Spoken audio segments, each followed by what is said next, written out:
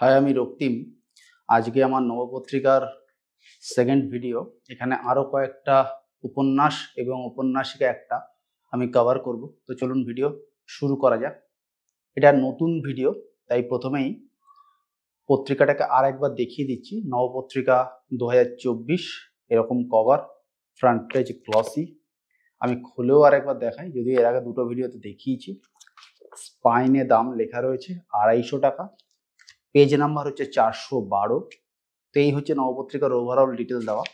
এবার সরাসরি চলে যাব উপন্যাসগুলোতে। প্রথম যে উপন্যাসটা নিয়ে কথা বলবো সেটা হচ্ছে দীপান্বিতা রায়ের উপন্যাস অন্তর্ধানের নেপথ্যে। এটা থ্রিলার উপন্যাস, নাম শুনে বোঝা যাচ্ছে। হেডপিসটাও খুব সুন্দর। এই উপন্যাসটার যদি গল্পটাকে খুব ছোট্ট করে বলি, একজন মিসিং হয়ে গেছে, বহু বছর ধরে মিসিং। এবার তার এই মিসিং কেসটাকে সলভ করার জন্য এক সাংবাদিক আবার নতুন করে এটা তদন্ত করছে। তদন্তকারী চরিত্রটা হচ্ছে সাংবাদিক। সে বিভিন্ন জায়গায় যাবে, রিটায়ার্ড পুলিশ অফিসার, কিছু পুরনো পলিটিশিয়ান যারা এখন আর পলিটিক্সে অ্যাক্টিভ নেই, এরকম অনেক জায়গায় গিয়ে এই কেসটাকে সলভ করার চেষ্টা করবে। এই লেখাটার অনেকগুলো পজিটিভ দিক আছে। প্রথম কথা, এই উপন্যাসটা 3টে টেন্স রয়েছে, পাস্ট, প্রেজেন্ট এবং ফিউচারেরও ইঙ্গিত রয়েছে। সচরাচর থ্রিলার উপন্যাসে 2টো টেন্স থাকে, একটা যে পাস্টে ঘটে যাওয়া কোনো ঘটনা, তার এফেক্টে প্রেজেন্টে একটা খুনোখুনি। বেশিরভাগ ক্ষেত্রে তাই হয়, কিন্তু এখানে ফিউচার টেন্স রয়েছে এবং সেটা একটা পজিটিভ লিড দিচ্ছে। সচরাচর থ্রিলারে পজিটিভ লিড কিন্তু খুব কম পাওয়া যায়, পজিটিভ ঘটনা কিন্তু খুব কম পাওয়া যায়। এই থ্রিলারটার মধ্যে পজিটিভ একটা অ্যাঙ্গেল রয়েছে, একটা আশার কথা রয়েছে, একটা আলোর দিশা রয়েছে, যেটা কিন্তু একটা নতুন করে শুরু হওয়া রয়েছে, যেটা কিন্তু থ্রিলারটাকে অন্তত আমার এ যাবৎকালে পড়া অনেক থ্রিলারের থেকে কিছুটা হলেও আলাদা করে দিচ্ছে। ক্রাইম, কনস্পিরেসি, এই দুটো জিনিসকে প্রপারলি এস্টাবলিশ করা গেছে। ইনভেস্টিগেশন তো রয়েইছে, না হলে আর খুঁজে বেরোলো কি করে যে কে ক্রিমিনাল বা এই সমস্ত কিছু। এছাড়া রাজনৈতিক পালাবদলকে থ্রিলারে কনফ্লিক্ট রেজলিউশনের একটা পদ্ধতি হিসাবে ব্যবহার করা রয়েছে, যেটাও বেশ ভালো লেগেছে। এছাড়া বিভিন্ন রকমের স্ক্যাম, শিক্ষাক্ষেত্রের, এটা নিয়ে একটা কথা বলা রয়েছে এবং এটা নিয়ে কিছু ওয়েব সিরিজও আমি দেখেছি এই টাইপের স্ক্যাম নিয়ে। তো সেই জিনিসটা কনফ্লিক্ট হিসাবে এসছে, যদিও ঘটনাটা সম্পূর্ণ আলাদা। তো মোটের ওপর থ্রিলারটাকে আমার এটাই মনে হয়েছে বেশ ভালো লেগেছে, বেশ ইউনিক লেগেছে।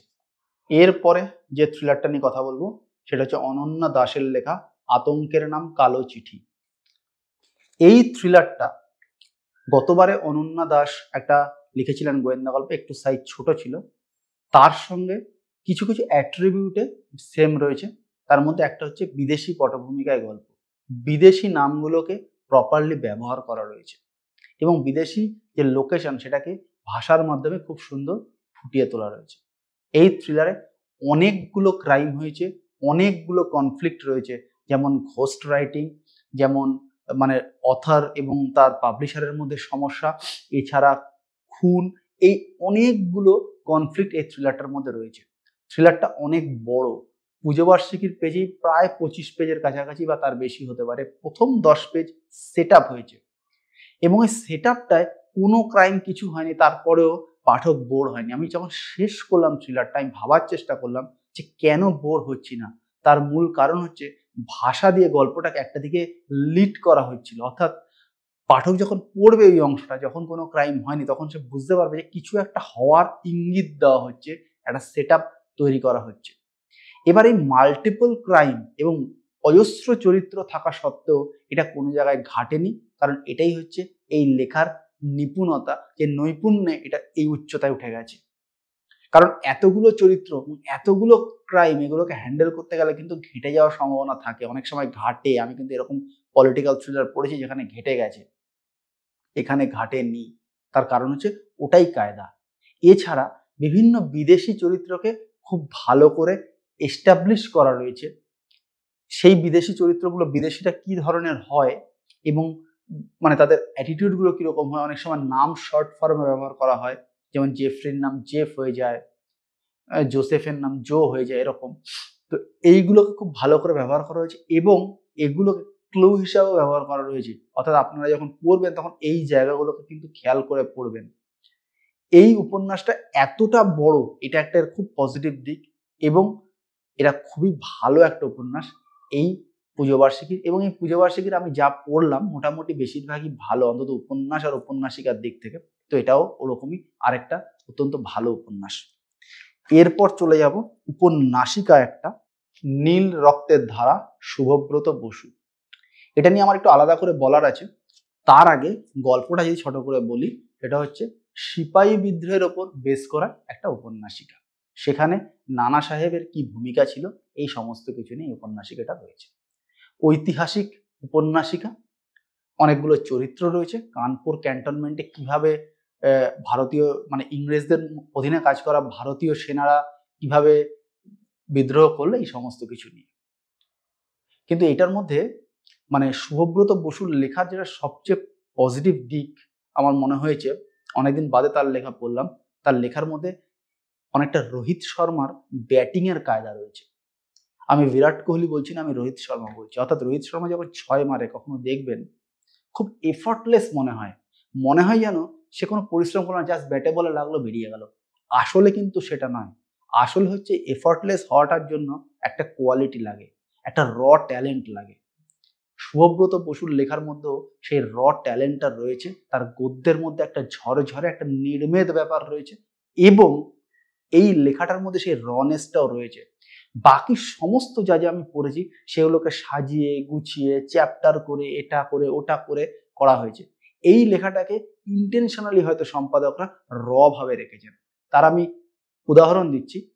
লেখা কিছুটা যেতে মাঝে মাঝে লেখকের নিবেদন চলে এসছে, অর্থাৎ লেখক ওই জায়গায় সামারাইজ করছেন এবং এইটা অ্যাকচুয়ালি লেখাটাকে এক স্টেপ উপরে নিয়ে গেছে।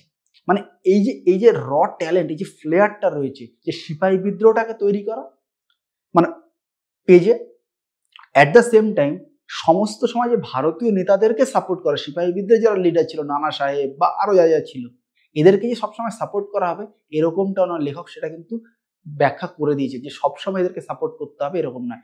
আবার এটা কিন্তু সিপাহী বিদ্রোহের ওপর টেক্সট বইয়ে পড়া কয়েকটা জিনিস নয়, নির্দিষ্ট একটা জিনিস। এবং এখানে নীল রক্তের ধারা, এটা কিন্তু গল্পের যে কন্টেন্ট তার সঙ্গে মিল রয়েছে। নীল রক্ত মানে কাদের রক্ত? রক্ত তো কখনো নীল হতে পারে না, মানুষের রক্ত। আবার এটা অন্য কোনো জীবজন্তুর রক্ত না। তাহলে নীল কেন বলা হলো? এই উপমাটা গল্পটা পড়লে আপনারা বুঝতে পারবেন। এবং খুব খণ্ড খণ্ড করে বিভিন্ন ডেট দিয়ে, যে আজকের দিনে কালকের দিনে এরকম টাইপের করে বিভিন্ন 1857 এত তারিখ অত তারিখ সকালবেলা দুপুরবেলা এইগুলো করে গল্পটাকে সাজানো হয়েছে। এবং পুরো জিনিসটা ওভারঅল পুরো জিনিসটা দাঁড়িয়ে রয়েছে এবং ভালো হয়ে উঠেছে শুভব্রত বাবুর লেখার স্কিলের জন্য। বাকি অন্য কোনো কিছু এখানে কিন্তু খুব বেশি ম্যাটার করছে না। তার কারণ কনফ্লিক্টটা ইতিহাসের কনফ্লিক্ট, ঘটনা ইতিহাস থেকে নেওয়া। তাহলে রয়েছেটা কি? রয়েছে ওটা যেটা আমি বললাম, এফর্টলেস সেই লেখার স্টাইল। দুরন্ত লেগেছে এটা আমার। তো মোটামুটি এই তিনটে এই ভিডিওতে আমি কভার করলাম। আমার এই ভিডিও ভালো লাগলে অবশ্যই একটা থামস আপ দেবেন, চ্যানেল ভালো লাগলে সাবস্ক্রাইব করে নেবেন। দেখা হবে পরের ভিডিওতে, ততদিন ভালো থাকবেন, টাটা।